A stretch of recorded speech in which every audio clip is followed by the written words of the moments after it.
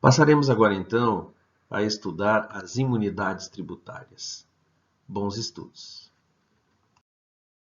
As imunidades são exonerações tributárias decorrentes de disposição constitucional. São proibições de incidência tributária sobre determinadas situações previstas no texto constitucional. Há previsão de imunidades alcançando pessoas, coisas e atos jurídicos. E não importa o termo utilizado na norma constitucional.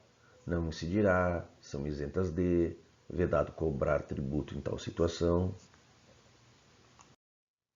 Quanto ao conceito de imunidade, a doutrina tradicional tem essas 4 concepções, onde imunidade é uma não incidência constitucionalmente qualificada, imunidade como limitação constitucional à competência tributária, como exclusão ou supressão do poder de tributar e como normas delimitadoras de competência tributária.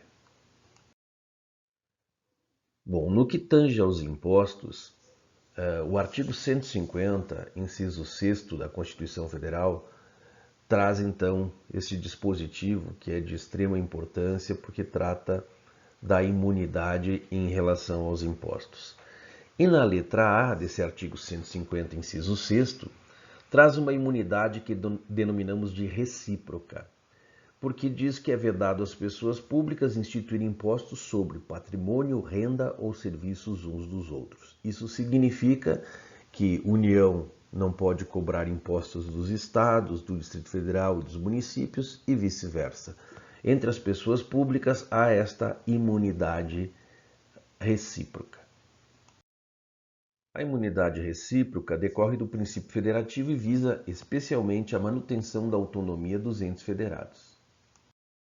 No artigo 150 da Constituição Federal, no parágrafo 2º, nós temos a previsão de extensão desta imunidade recíproca para as autarquias e as fundações instituídas e mantidas pelo poder público, no que se refere ao patrimônio, à renda e aos serviços vinculados às suas finalidades essenciais ou as delas decorrentes.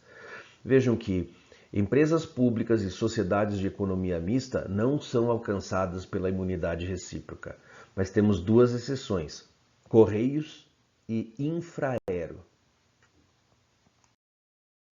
O parágrafo 3º do artigo 150 da Constituição Federal prevê que esta imunidade recíproca e se estende então também às fundações públicas e autarquias públicas, não se aplicam ao patrimônio, à renda e aos serviços relacionados com exploração de atividades econômicas regida por normas aplicáveis a empreendimentos privados, ou que haja contraprestação ou pagamento de preços ou tarifas pelo usuário, e nem exonera o promitente comprador da obrigação de pagar imposto relativamente ao bem imóvel.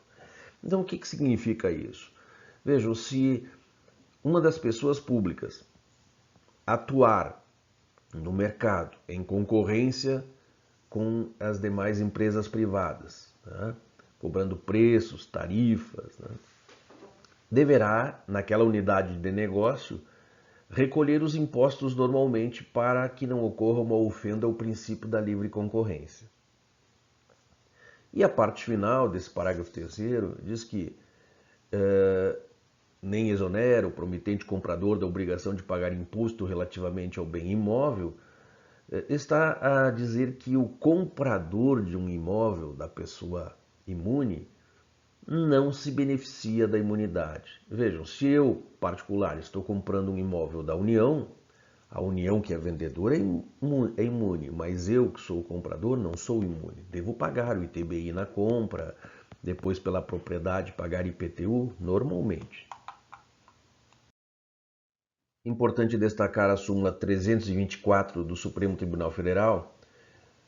Imunidade recíproca. Essa imunidade abrange os impostos, mas não se estende às taxas.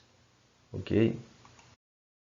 Também a súmula 583 do Supremo Tribunal Federal diz: promitente comprador de imóvel residencial transcrito em nome de autarquia é contribuinte do Imposto Predial Territorial Urbano. O artigo 150, inciso 6º, letra B, da Constituição Federal traz a imunidade sobre templos de qualquer culto. Em relação a esta expressão templos de qualquer culto, se houvesse uma interpretação restritiva, seria apenas o prédio, o templo em si, e estaríamos afastando a cobrança do IPTU. O Supremo Tribunal Federal deu uma interpretação mais abrangente, né? E entendeu que deve-se ler aqui, no lugar de templos de qualquer culto, entidade religiosa. Portanto, as entidades religiosas estão imunes em relação à cobrança de impostos.